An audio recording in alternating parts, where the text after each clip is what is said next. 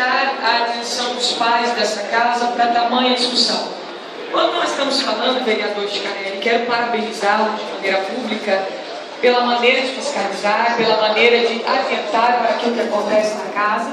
Quando muitos não procuram se inteirar, existem vereadores que inteirados são de temas tão importantes.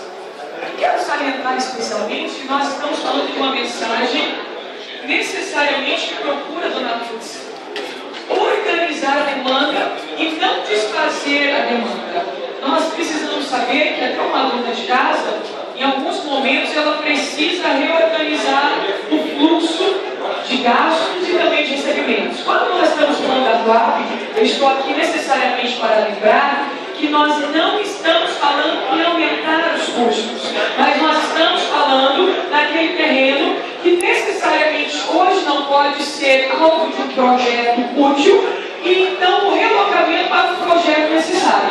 Nós precisamos entender, senhores vereadores, que quando nós falamos aqui de gerar novos custos, essa casa tem um nicho som de dizer nós queremos reduzir custos. Porém, quando nós estamos falando deste projeto especial, nós estamos dizendo que é necessário entender a demanda da população. Nós precisamos deixar os discursos populistas nessa casa e começar a entender o que de prático nós podemos fazer, e entendo que a maioria dos vereadores aqui tem esse desejo de saber que na sua região, naquele lugar que conseguiu o seu voto, na população que tem procurado a representar, nós estaremos necessariamente fazendo algo de prático. E justamente quando falamos desse projeto, nós estamos dizendo que nós podemos trazer celeridade, podemos trazer empenho maior em áreas de grande demanda. Nós temos vereadores aqui que têm recebido nos seus gabinetes a necessidade de maiores empreendimentos na quadra.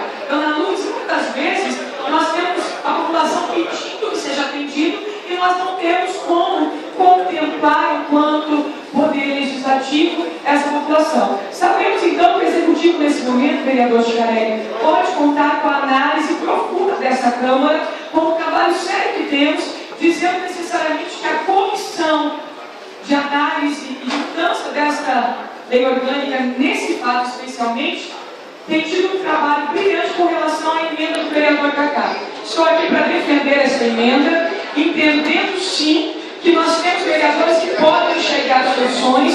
Quero parabenizar o vereador Cacá Pereira, onde nesse momento especialmente conseguimos chegar em toda essa alteração, uma garantia para a população de maiores investimentos. Para isso nós trabalhamos e gostaríamos então de declarar pelo PSC o apoio à emenda do vereador Cacá, especialmente com relação aos empreendimentos, com relação ao aumento de atendimento da nossa população.